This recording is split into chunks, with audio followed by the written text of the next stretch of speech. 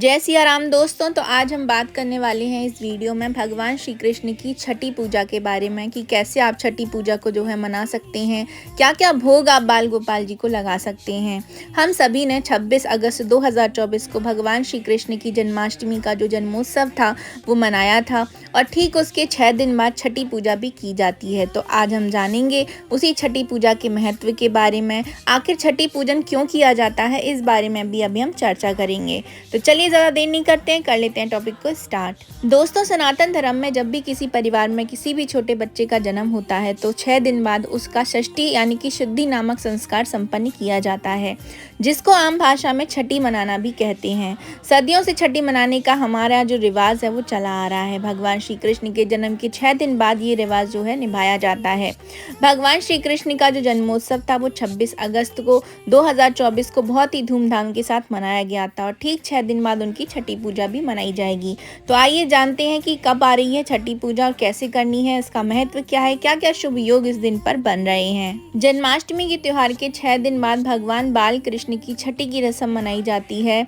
तो कृष्ण जन्माष्टमी 26 अगस्त को मनाई गई थी, तो इसके 6 दिन के बाद भाद्रपद कृष्ण पक्ष की चतुर्दशी तिथि को लड्डू गोपाल जी की छठी पूरे विधि विधान के साथ जो है मनाई जाएगी। भाद्रपद कृष्ण पक्ष की चतुर्दशी तिथि इस बार 1 सितंबर 2024 को पड़ रही है, यानी कि कल। तो आप शुभ मुहूर्त में छठी पूजन जो है कर सकते हैं। जिस तिथि को बाल गोपाल की छठी मनाई जाएगी यानी कि भाद्रपद कृष्ण पक्ष की चतुर्दशी तिथि को बेहद ही शुभ संयोग बनने जा रहा है। तो इस तिथि का जो है 1 सितंबर 2024 के दिन रविवार है और इस दिन अश्लेषा और मघा नक्षत्र का काफ़ी सुंदर संयोग बन रहा है। वहीं अगर हम योग की बात करें तो पारिग योग और शिव योग के साथ सूर्य सिंह राशि में है और चंद्रमा कर्क राशि में ही विराजमान रहेंगे। इन विलक्षण योगों के इस महासंयोग से भगवान कृष्ण की छठी करने से शीघ्र ही मनोकामनाएं पूरी हो जाती हैं। कृष्ण जी की छठी संपन्न करने का सबसे सुंदर मुहूर्त सुबह का माना जाता है, इसीलिए ब्रह्म मुहूर्त से लेकर सूर्य उदय होने तक इसे संपन्न कर लेना चाहिए। यह समय अवधि बहुत ही श्रेष्ठ मानी जाती है, लेकिन यह बाध्यकारी भी नहीं है। भक्त अपनी श्रद्धा और सामर्थ्य के अनुसार सूर्यास्त होने से पहले तक कृष्ण जी की जो छठी पूजा है वो कर सकते हैं, लेकिन यदि आप इसे ब्रह्म मुहूर्त में कर सकते हैं तो आपको ज़रूर से करना चाहिए। आइए अब जानते हैं कि पूजा विधि आपको किस प्रकार करनी है। तो 1 सितंबर यानी कि कल आपको सुबह जल्दी उठ जाना है, नहा धोकर स्वच्छ कपड़े पहन लीजिए, हो सके तो आप पीले कलर के कपड़े धारण कीजिए। फिर एक साफ चौकी पर लाल या पीला आसन बिछाइए। इसके बाद आपको जो है बाल गोपाल जी जो भी आपके पास हो उनकी प्रतिमा को स्थापित कीजिए, उनको पंचामृत से स्नान करवाइए, कच्चे दूध में ज़रूर से स्नान कराइए। इसके बाद उन्हें पीले रंग के वस्त्र पहनाएं।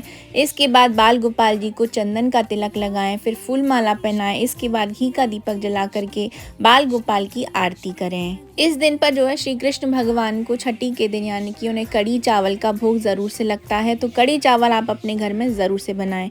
इसके अलावा आप माखन मिश्री का भोग लगा सकते हैं। कान्हा जी को भोग लगाने के बाद सभी को प्रसाद भी आप बांट सकते हैं। फिर एक साथ सभी लोग जो है लड्डू गोपाल जी का जयकारा भी बोलें। ऐसा करने से आपके घर में सुख समृद्धि शांति का वास होता है। हिंदू मान्यताओं के अनुसार जब घर में बच्चे का जन्म होता है तो उसके 6 दिन बाद छठी का पर्व मनाया जाता है। इस दिन बच्चे को स्नान कराने के बाद नए वस्त्र पहनाए जाते हैं और पूजा पाठ किया जाता है। छठी के दिन षष्ठी माता यानी कि षष्ठी देवी का विधि विधान से पूजन भी किया जाता है। मान्यताओं के अनुसार षष्ठी देवी को अधिष्ठात्री देवी भी कहा जाता है और उनकी कृपा से राजा प्रियव्रत का मृत पुत्र था वो फिर से जीवित हो गया था, इसलिए बच्चे की छठी पूजा की जाती है और उसके अच्छे स्वास्थ्य की कामना भी की जाती है। इसी तरह भगवान श्री कृष्ण के जन्म के बाद उनकी भी छठी पूजा होती है और कान्हा जी को कड़ी चावल का भोग लगाया जाता है। ऐसा माना जाता है कि जो भी व्यक्ति छठी की पूजा पूरी विधि विधान के साथ करते हैं, भगवान बाल गोपाल जी को उनका प्रिय भोग भी लगाते हैं, तो वो बच्चों की जो छठी माता हैं वो अपने जो छोटे बच्चे होते हैं उनकी रक्षा करती हैं। आइए अब जानते हैं कि छठी पूजा की शुरुआत है ये कैसे हुई। तो श्री कृष्ण का जन्म जो है कंस के कारागार में हुआ था। आधी रात का समय था, तेज बारिश हो रही थी। मोह माया के प्रताप से कारागार के समस्त प्रहरी सो गए। आकाशवाणी हुई और वासुदेव जी ने रातों रात उनको जो है गोकुल में नंद जी के घर पहुंचा दिया। कंस जब कारागार में आया तो उसको बताया गया कि लड़की का जन्म हुआ है। कंस ने उसको मारने की कोशिश की, लेकिन वह यह कहते हुए आकाश में बिजली बन गई कि तुझे मारने वाला तो जन्म ले चुका है। कंस ने पूतना को आदेश दिया कि जितने भी 6 दिन के बच्चे हैं उनको मार दिया जाए। पूतना जब गोकुल पहुंची तो यशोदा ने बाल कृष्ण जी को छुपा दिया। बाल कृष्ण जी 6 दिन के हो गए थे, लेकिन उनकी छठी नहीं हुई थी ना, उनका नामकरण हुआ था। कृष्ण के 6 दिन पूरे हो जाने के बाद जब यशोदा ने 6 दिन के बच्चों के मरने की सूचना सुनी तो वह घबरा गईं। इसके बाद यशोदा जी ने माता पार्वती का ध्यान किया और उनसे कान्हा की सुरक्षा की प्रार्थना की। माता पार्वती की एक शक्ति कृतिका सूर्य की किरण है। उन्होंने कार्तिकेय भगवान का पालन पोषण किया था। कृतिका माता ही छठी माता भी हैं। उन्होंने देवी पार्वती के आदेश पर भगवान का ध्यान रखा। इससे कोई भी राक्षस यशोदा के घर में प्रवेश नहीं कर सका। तब भगवान ने उन्हें सूक्ष्म रूप से दर्शन देकर कहा कि अब से जो भी तुम्हारी पूजा करेगा तुम उनके बच्चों की सुरक्षा के लिए अभय वर देना, लेकिन मुझे इस रूप में राक्षसों का उद्धार भी करना है, इसीलिए अपनी छत्र छाया मुझसे हटा लो। कालांतर में यशोदा माता ने कान्हा के जन्म से 364 दिन बाद सप्तमी को छठी पूजन किया था। तभी से श्री कृष्ण जी की छठी मनाई जाने लगी। तभी से बच्चों की छठी करने की परंपरा शुरू हुई। कृतिका माता ने भले ही भगवान के आदेश पर उनकी रक्षा नहीं की थी और राक्षसों का उद्धार होने दिया था, लेकिन यशोदा माता की छठी पूजा व्यर्थ नहीं गई। उनके ही बाद से आज भी बच्चों के जन्म के बाद छठी पूजन की परंपरा जारी है।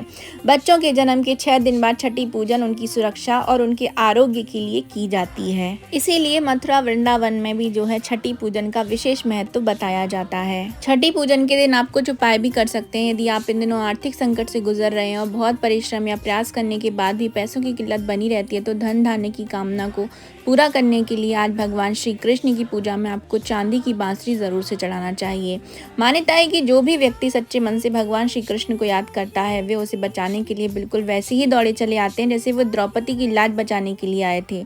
ऐसे में आज सभी संकटों से बचाने वाले भगवान श्री कृष्ण का एक मंत्र जरूर से जाप कीजिए उनकी छठी वाले दिन। क्लीं कृष्णाय गोविंदाय गोपी जन बल्लभाय स्वाहा। इस मंत्र का जाप आपको 108 बार जरूर करना है भगवान श्री कृष्ण की छठी वाले दिन। इस तरीके से आप अपनी पूजा अर्चना कर सकते हैं छठी के दिन। तो ये थी मेरी छोटी सी इन्फॉर्मेशन भगवान श्री कृष्ण की छठी पूजा के बारे में। आप सबको कैसे लगी है कमेंट बॉक्स में ज़रूर से बताइएगा। तो हम मिलेंगे नेक्स्ट वीडियो में किसी नई इन्फॉर्मेशन के साथ। अभी के लिए जय जय सिया राम।